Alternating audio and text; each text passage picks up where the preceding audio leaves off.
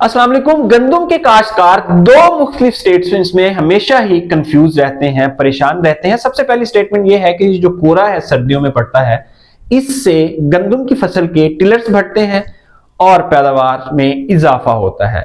बिल्कुल सही बात है। दूसरी बात यह है कि ये जो कोरा पड़ता है गंदम की फसल के ऊपर, इससे फसल येलो होती है और टिलर्स की तादाद में कमी वाक़ई होती है और फसल सही ग्रोथ नहीं कर पाती, जिसकी वजह से पैदावार में कमी वाक़ई होती है। यह भी बिल्कुल दुरुस्त स्टेटमेंट है। तो किसान भाइयों, इसमें कंफ्यूज होने की जरूरत नहीं है।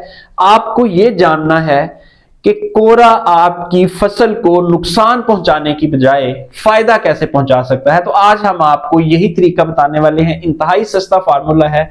आप अपने घर से ये सारी चीजें इकट्ठी करके, एक दो चीजें बाहर से लेके फार्मूला बना के अपनी फसल को अप्लाई कर सकते हैं और आपकी फसल कोरे से नुकसान की बजाय फायदे में जाएगी। एक तो सबसे पहली बात समझ लीजिए कि कोरे का फायदा इसलिए है कि अगर आपकी फसल इस वक्त कोरे की हालत में ना हो और इसका टेम्परेचर ऊपर चला जाए मौसम का, तो फिर आपकी वेजिटेटिव ग्रोथ बढ़ जाएगी और आपकी जो टिलरिंग है गंदम वो नहीं करेगी। जो कोरा है वो फसल की वेजिटेटिव ग्रोथ को रोकता है, यानी उसकी जो सब्जियाती बढ़ोतरी है जो ऐसे हाइट कर जाती है गंदम, उसको कोरा रोकता है। और जब कोरा उसको बढ़ने नहीं देता तो फिर जो नीचे से सीड है वो टिलर बढ़ाना शुरू कर देता है, जिससे आपकी टिलर्स में इजाफा होता है। और हम बड़े प्रोग्राम्स में बता चुके हैं, साइंटिफिकली आपको समझा चुके हैं कि टिलर ज्यादा होने से पैदावार कैसे ज्यादा होती है। तो किसान भाइयों, आज आपने ये समझना है कि आपके कोरे में आपने फसल की बढ़ोतरी कैसे जारी रखनी है, टिलर्स की तादाद कैसे ज्यादा करनी है। सबसे पहले आप ये समझें कि सर्दियों में सूरज का दौरानिया जो है वो 4 से 6 घंटे होता है और 4 से 6 घंटे में भी पहला घंटा डेढ़ और दूसरा घंटा डेढ़ जो है वो सूरज में वो तपश नहीं होती धूप में कि जो पत्ते के ऊपर कोरा पड़ा हुआ है या रात में जो ओस पड़ी थी वो जम के बर्फ बन चुकी है उसको मेल्ट करे। तो जब तक मेल्ट होती है बर्फ पत्ते से तब तक सूरज खत्म हो चुका होता है और पौधे में जो फोटोसिंथेसिस का प्रोसेस है, जो फोटोसिंथेसिस हो के पौधे ने खुराक बनाना शुरू करनी है, वो बिल्कुल रुक चुका होता है। इस रुकने की वजह से पत्ते जो हैं वो पीले होना वो शुरू हो जाते हैं और जब पत्ते पीले होते हैं तो फिर पूरे पौधे का स्ट्रक्चर जो है वो खराब हो जाता है, जड़ों तक इसके असरात जाते हैं, बीज स्ट्रेस में आ जाता है, जिसकी वजह से टिलर्स रुक जाते हैं। तो अब सवाल ये है कि क्या ऐसा काम करें कि हमारे पत्ते के ऊपर एक तो बर्फ जमे ना, अगर जमे तो वो उसको मुतासर ना करे। तो किसान भाइयों, बड़ा जबरदस्त एक फार्मूला है और मैं 3 साल से ये फार्मूला अप्लाई कर रहा हूं। तो अल्हम्दुलिल्लाह इसके इतने जबरदस्त रिजल्ट हैं, आज आपको सदका जारिया के तौर पर मैं बता रहा हूं। सबसे पहले आपने करना क्या है, सबसे पहले आपने जमीन की नमी चेक करनी है।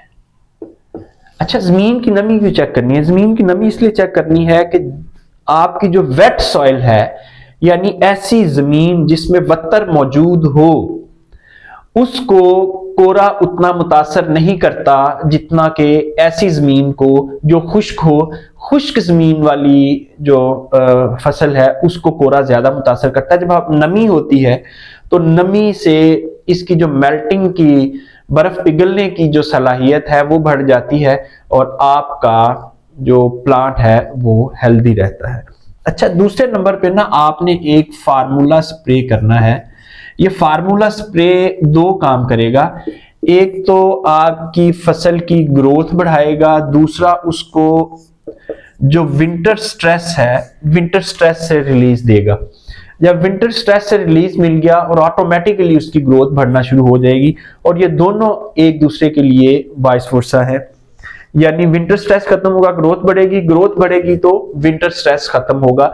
यानी पौधे की जो ब्लड लाइन है और पौधे का जो राबता है जड़ से जो इनटेक करनी है उसने न्यूट्रिशन, उससे और पत्तों तक ये तेज हो जाएगा। और ये तेज करने के लिए हमें क्या चाहिए, जैसे इंसान मौसम सरमा में अपनी खुराक थोड़ी सी बदल लेते हैं, यानी ऐसी चीजें इनटेक करते हैं जो तासीर में गर्म होती हैं, कहवा पिए जाते हैं, फिर हर्बल टीज पी जाती हैं, फिर इसके अलावा ऐसे मशरूबात पिए जाते हैं जिससे आपकी जो ब्लड सर्कुलेशन है वो ज्यादा हो और इंसान को सर्दी कम लगे। बिल्कुल इसी तरह गंदम की फसल को भी इस वक्त फार्मूला फीड की जरूरत है। और फार्मूला फीड क्या है वो जरा समझ लें। सबसे पहले हमें एक चीज जो चाहिए वो है बायो स्टिमुलेंट। बायो स्टिमुलेंट आपको बड़ी आम चीज है, मिल जाता है हर जगह से। दूसरे नंबर पे आपको जो चीज चाहिए वो यूरिया खाद है, बड़ी आम है, हर किसान जानता है कहां से मिलनी है। तीसरे नंबर पे आपको एक चीज चाहिए अमाइनो एसिड्स। अमाइनो एसिड्स भी मिल जाते हैं आजकल हर जगह से। चौथे नंबर पे आपको एक चीज चाहिए सोडियम बाइकार्बोनेट, जिसे हम मीठा सोडा भी कहते हैं, जानवरों की खुराक में आम तौर पे इस्तेमाल होता है, वरना हर उस दुकान से मिल जाता है जहां से जानवरों की फीड का सामान मिले।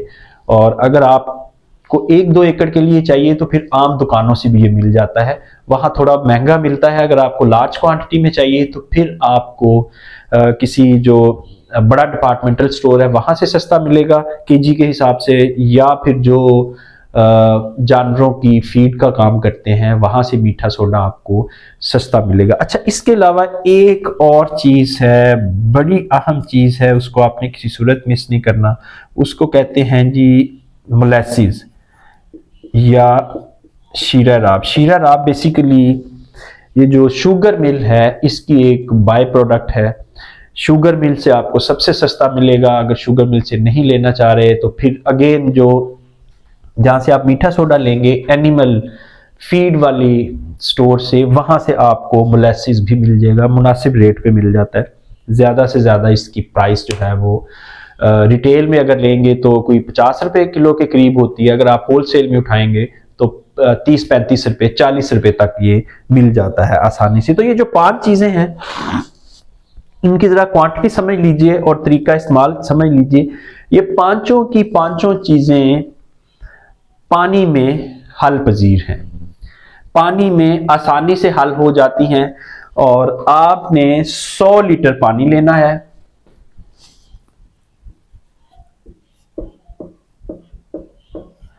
100 लीटर पानी में आपने सबसे पहले जो सबसे ज्यादा चीज है मैं उससे शुरू करता हूं,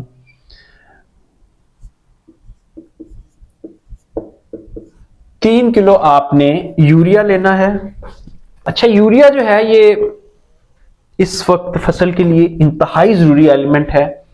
ये ना सिर्फ आपकी जो ग्रोथ है उसको प्रमोट करेगा। इस वक्त 3 किलो 1 एकड़ में यूरिया स्प्रे करने का मतलब ये है कि आपने 20 किलो यूरिया फ्लड कर दिया। इतनी तेजी से ये अपना काम दिखाता है। अच्छा, इसके अलावा आपने 1 किलो शीरा लेना है जी। इसके अलावा आपने जो तीसरी चीज है हमारे पास वो अमाइनो एसिड्स, आपने ज्यादा से ज्यादा 50 ग्राम लेने हैं। 100 ग्राम भी डाल लेंगे तो कोई मसला नहीं है, लेकिन कम से कम आपने 50 ग्राम अमाइनो एसिड आपको चाहिए। इसके अलावा 100 ग्राम आपको बायो स्टिमुलेंट चाहिए।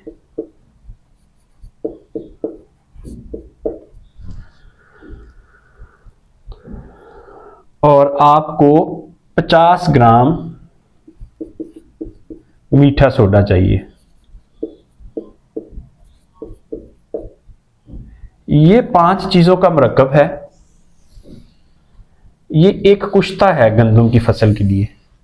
ये ऐसा कुश्ता है कि जो आपकी गंदम की फसल की बढ़ोतरी में भी काम आता है और जो सर्दी के असरात हैं उससे भी निपटने में काम आता है। इसकी जो ब्लड सर्कुलेशन है आपकी फसल की, ये सारी चीजें उसको इंप्रूव करेंगी और पत्तों के जरिए आपका जो ये वाला सारा फार्मूला है ये जड़ों तक जाएगा और जड़ों से फिर टिलर्स बनना शुरू होंगे और आप देखेंगे कि 10 से 15 दिन में आपकी फसल में एक जादुई तब्दीली आ चुकी है। अच्छा, 500 लीटर पानी मैंने आपको बताया है, अगर 120 लीटर पानी भी कर लेंगे तो सबसे अच्छी बात है, क्योंकि अच्छी तरह सारे पौधे जो हैं वो गीले हो जाएंगे, सारे पौधों को ये पानी दस्तयाब होगा।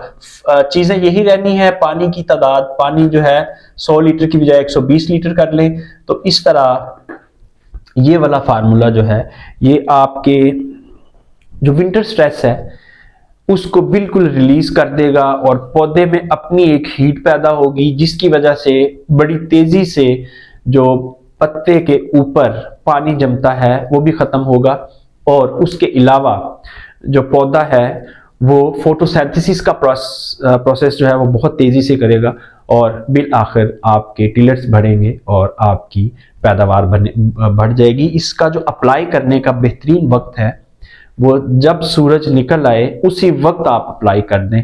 इसको 2 से 3 घंटे धूप चाहिए, बारिश में आप इसे नहीं कर सकते, धुंध में नहीं कर सकते और उसके अलावा सूरज ना निकला हो तो नहीं कर सकते। आपको पता है कि सूरज निकल आया है और सूरज की हरारत जो है वो पत्तों पे पड़ना शुरू हो गई है, उस वक्त आप ये फार्मूला स्प्रे करें। इंशाल्लाह 10 से 15 दिन में आपकी फसल पर ऐसे लगेगा जैसे कोई जादुई प्रोसेस हो चुका है। ये था आज का प्रोग्राम, इजाजत दीजिए, खुदा हाफिज।